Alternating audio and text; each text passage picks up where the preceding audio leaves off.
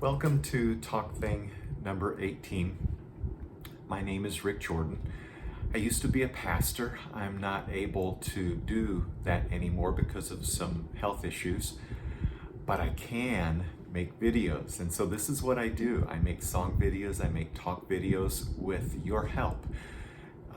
Right below this video, you can click like if you do like this, share if you think of somebody else who would benefit from this content. You can subscribe to this YouTube channel, and right below the video in the comment section, you can click on the Patreon page if you would like to contribute financially to what I am doing here. Thank you for all of your help. Talk Thing number 18 is centered on Psalm 37. It is a wisdom psalm.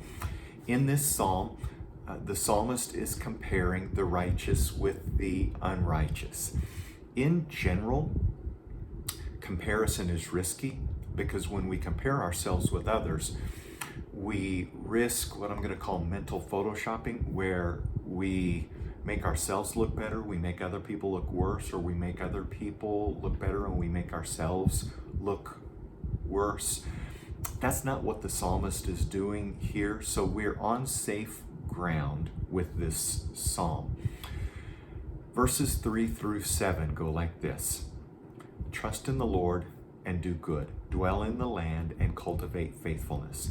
Take delight in the Lord, and God will give you the desires of your heart. Commit everything you do to the Lord. Trust God, and God will act. God will make your innocence radiate like the dawn, and the justice of your cause will shine like the noonday sun.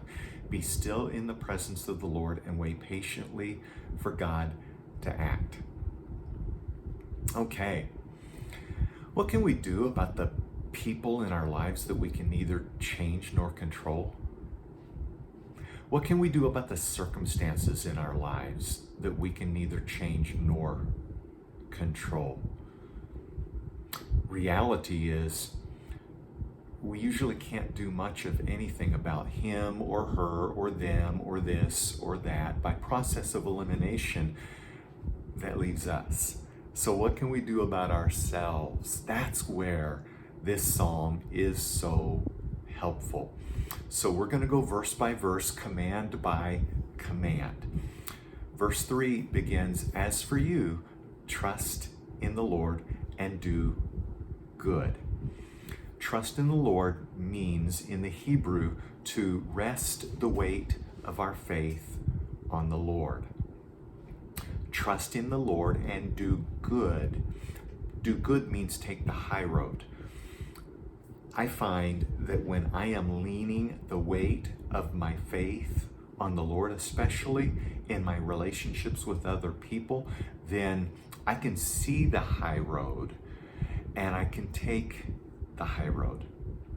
The passage continues, Dwell in the land and cultivate faithfulness. In its original context, dwell in the land would of course be geographical in nature. Dwell in the land here for us means be where your feet are. Cultivate faithfulness. That's agricultural. Digging, planting, watering, cultivating, where it takes time, it takes energy, and virtually all of the action is invisible. It's underground. And that's the way personal relationships work, especially when we're cultivating trustworthiness and faithfulness.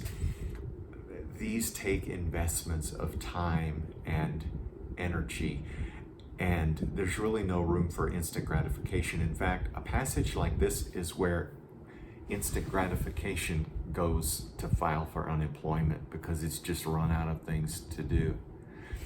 Verse 4 says, Take delight in the Lord, and God will give you the desires of your heart.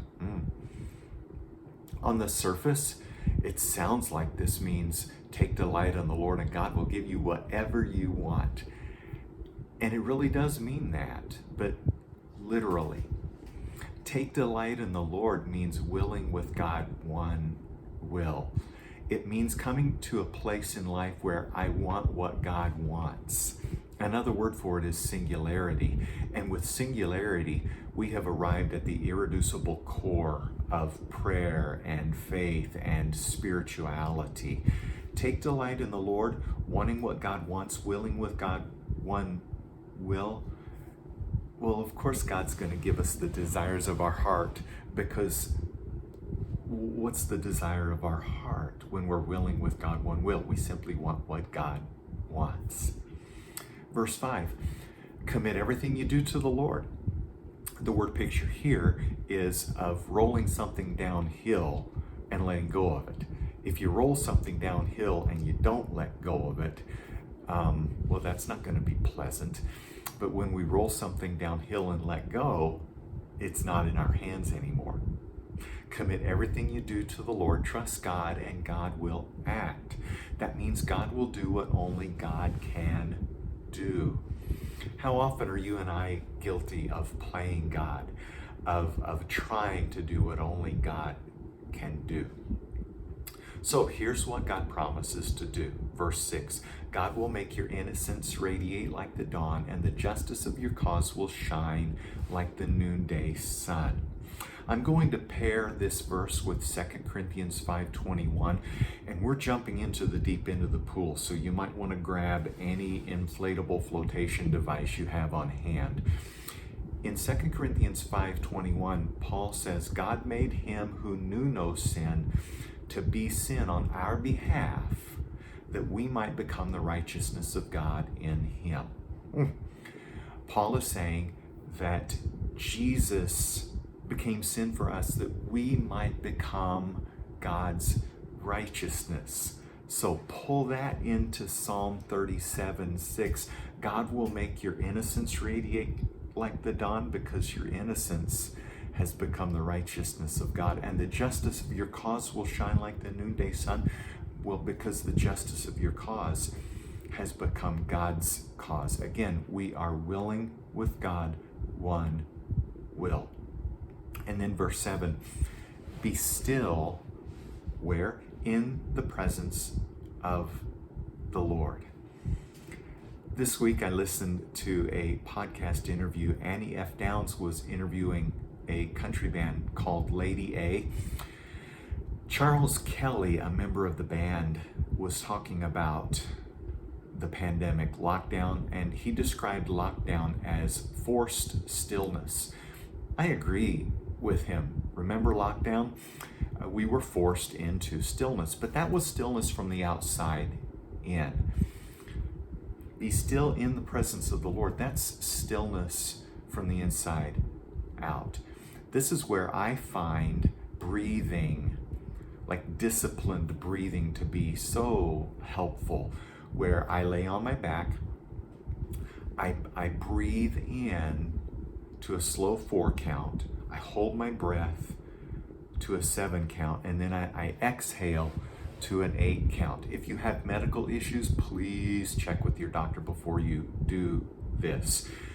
But when I engage in this kind of breathing discipline, especially when I do this for 10 or 15 minutes, I find that I'm settling into stillness in a conscious awareness of God's presence. And it's much better than anything I can come up with on my own. Be still in the presence of the Lord and wait patiently. Cultivate faithfulness, wait patiently for God to act, for God to do what only God can do. And the whole passage is telling us to take our hands off of our lives. And so, waiting patiently on the Lord means that God has time and room to do what only God can do. The psalmist wrote this not to individuals, but to a community. And when it comes to waiting, we are automatically in community. Everybody I know is waiting on something or waiting on somebody. So if we're all waiting anyway, why not wait together?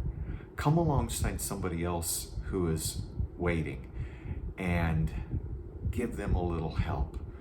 And let somebody else who's waiting come alongside you and offer you a little help.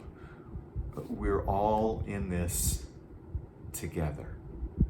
Well, that's the psalm.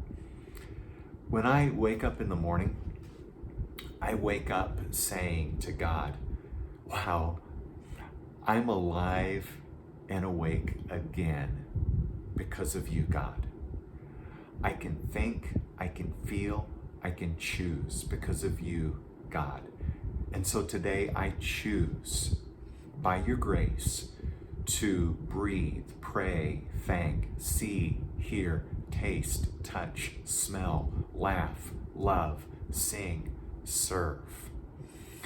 And then the rest of the day, I come back to that very simple prayer. That's how I engage in work like this, and it reaps benefits for me. And so once again, here comes the passage. Let's just sit for a moment of silence. Breathe in, breathe out. And I'm going to say the passage again. Just receive this passage. And this week, I invite you to do what I spent all of last week doing in preparation for this talk. Just invest in this passage. Immerse yourself in this passage. Let God do what only God can do. Trust in the Lord and do good. Dwell in the land and cultivate faithfulness. Take delight in the Lord, and God will give you the desires of your heart. Commit everything you do to the Lord. Trust God, and God will act. God will make your innocence radiate like the dawn, and the justice of your cause will shine like the noonday sun. Be still in the presence of the Lord and wait patiently for God to act. Grace and peace to you.